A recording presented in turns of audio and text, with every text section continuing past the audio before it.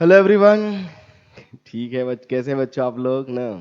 Okay, सो देखिए, तो last class में हम लोगों ने इलेक्ट्रिक डाइपोल का बेसिक बात पढ़ा था ना। बेसिक बातें मतलब डाइपोल क्या है और उसको फील्ड में रखते हैं तो कैसा बिहेव करता है। आज अभी डिस्कस करने जा रहे हैं हम लोग इलेक्ट्रिक फ्लक्स के बारे में। किसके बारे में डिस्कस करेंगे बच्चों? इलेक्ट्रिक फ्लक्स के बारे में डिस्कस करते हैं। सो इलेक्ट्रिक फ्लक्स देखिए होता क्या है बेटा, कि किसी भी क्रॉस सेक्शन एरिया से जब इलेक्ट्रिक लाइन पास करती है, वो भी कैसे? परपेंडिकुलरली या नॉर्मली। जब किसी क्रॉस सेक्शन से इलेक्ट्रिक लाइन पास करती है परपेंडिकुलरली, तो जो नंबर ऑफ लाइंस, जितनी लाइंस पास करती है, उन्हीं लाइन को हम लोग इलेक्ट्रिक फ्लक्स कहते हैं।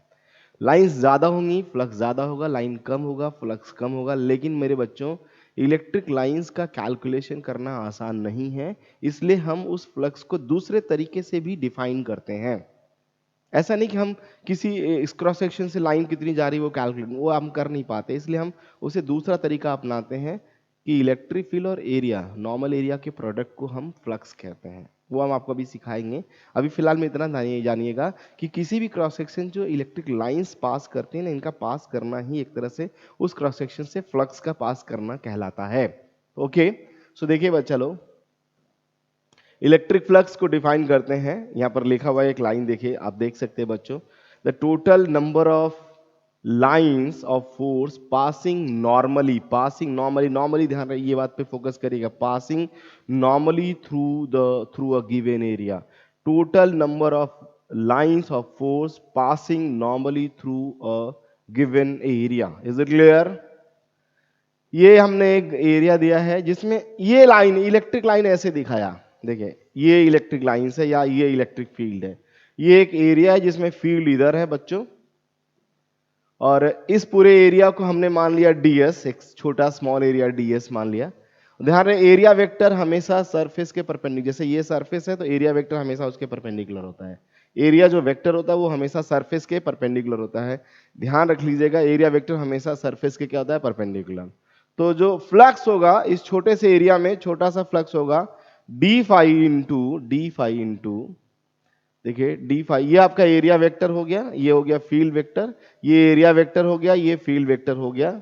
और इस छोटे से पोर्शन से जो फ्लक्स पास करेगा, ध्यान रहे, अच्छा देखिए बच्चों, इस एरिया के नॉर्मल फील्ड की वैल्यू कितनी होगी? ये जो ध्यान रहे, फील्ड तो इधर था और एरिया के नॉर्मल फील्ड, क्योंकि हमें नॉर्मल, ध्यान रहे, नॉर्मल लाइंस पास करानी होती है, तो फील्ड इधर था, एरिया के नॉर्मल इधर हो जाएगा, तो इसका एक कंपोनेंट आएगा जिसे क्या बोलेंगे हम?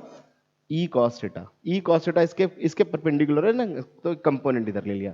अब हम लोग क्या लिखेंगे? जो फ्लक्स डिफाइन करते हैं वो होता है एरिया इंटू नॉर्मल फील्ड या फील्ड इंटू नॉर्मल एरिया, ऐसा। तो हम लोग एरिया को फील्ड से मल्टीप्लाई कर देते हैं, तब आता है फ्लक्स। मैंने बोला था नंबर कैलकुलेट करना आसान है, मुश्किल बहुत काम है, आसान नहीं है। लेकिन हाँ, उसको दूसरे तरीके से निकाला जा सकता है, फील्ड इंटू नॉर्मल एरिया, या कह सकते हैं एरिया इंटू नॉर्मल फील्ड, जैसा हमने यहां पर लिखा है। So this is equal to आएगा E D S cos theta. और कॉस थीटा अगर है बच्चों, कॉस थीटा कौन सा प्रोडक्ट? देखिए दो प्रोडक्ट होता है वेक्टर में, एक होता है वेक्टर प्रोडक्ट जिसे क्रॉस प्रोडक्ट भी कहते हैं, एक होता है स्केलर प्रोडक्ट जिसे डॉट प्रोडक्ट भी कहते हैं। स्केलर प्रोडक्ट में या डॉट प्रोडक्ट में कॉस थीटा आता है और क्रॉस प्रोडक्ट में साइन थीटा आता है। तो यहां पर कॉस थीटा है तो कौन सा प्रोडक्ट आएगा? Dot product. इसका मतलब जो डी फाई है वो होगा E dot D S, E dot D S. छोटे से क्रॉस सेक्शन से पास करने वाला इलेक्ट्रिक फ्लक्स का फार्मूला है, general formula E dot D S. Total flux अगर आपको निकालना है तो इसे क्या करते हैं हम लोग? इंटीग्रेट। अगर आप टोटल फ्लक्स निकालना चाहते हैं in a uniform electric field, the electric flux through a plane surface area S is, अगर हमने यूनिफॉर्म इलेक्ट्रिक फील्ड है और किसी एरिया एस में, किसी प्लेन सरफेस एरिया एस में फ्लक्स निकालना है, तो total flux is equal to, इसी का क्या लिख देंगे? इंटीग्रेशन। इसी का क्या लिख देंगे बच्चों? E dot D S integration. ध्यान रहे, अगर यूनिफॉर्म फील्ड है तो ई को बाहर कर लेंगे, ई को बाहर कर लेंगे तो डीएस का इंटीग्रेशन मतलब टोटल उसका एरिया। तो we can write this formula. लेकिन ध्यान रहे, ये फार्मूला सिर्फ तब लिखेंगे जब जब इलेक्ट्रिक फील्ड क्या होगा? यूनिफॉर्म। ये फार्मूला तब लिखेंगे जब इलेक्ट्रिक फील्ड क्या होगा? Uniform. Then we can write this formula. Is it clear? ये फार्मूला तब लिखेंगे जब इलेक्ट्रिक फील्ड क्या होगा? यूनिफॉर्म। Is it clear? अब देखिए बच्चों, अदरवाइज आप ऊपर वाला फॉर्मूला यूज करेंगे, कोई दिक्कत नहीं, इसको ऐसे लिख सकते हैं या ईडीएस कॉस्ट। अगर आप डॉट प्रोडक्ट नहीं लिखना चाहते हैं तो आप लिखेंगे ईडीएस कॉस्ट थीटा। अगर आपको ध्यान है किसी बच्चे को लगता है कि सर ये फील्ड यूनिफॉर्म नहीं है, तो कोई बात नहीं, ये फार्मूला है ही, इसी को इंटीग्रेट करेंगे, then we get the answer. Electric flux निकालने के लिए ये हमें इसे इंटीग्रेट करना पड़ेगा। चलिए एक दो क्वेश्चंस देखते हैं बच्चों, सिंपल सिंपल सा क्वेश्चन होगा, बहुत आसान सा। पढ़िए क्वेश्चन में क्या लिखा है बेटा। लिखा है electric flux is defined as the number of lines of force passing through the surface. कैसा पासिंग? परपेंडिकुलरली या नॉर्मली कह सकते हैं। पासिंग कौन सा आंसर आएगा? नॉर्मली। पासिंग कैसा आंसर आएगा? नॉर्मल। देखिए passing normally. Is it clear? Next अगला क्वेश्चन क्या है, जरा पढ़िए बच्चों, फटाफट पढ़ लीजिए, सिंपल सा क्वेश्चन है। लिखा है electric flux is an elementary area defined as the product of area and field. कौन सा प्रोडक्ट यहां पर बोलिए? या तो आप यहां लिखेंगे डॉट प्रोडक्ट या क्या लिखेंगे?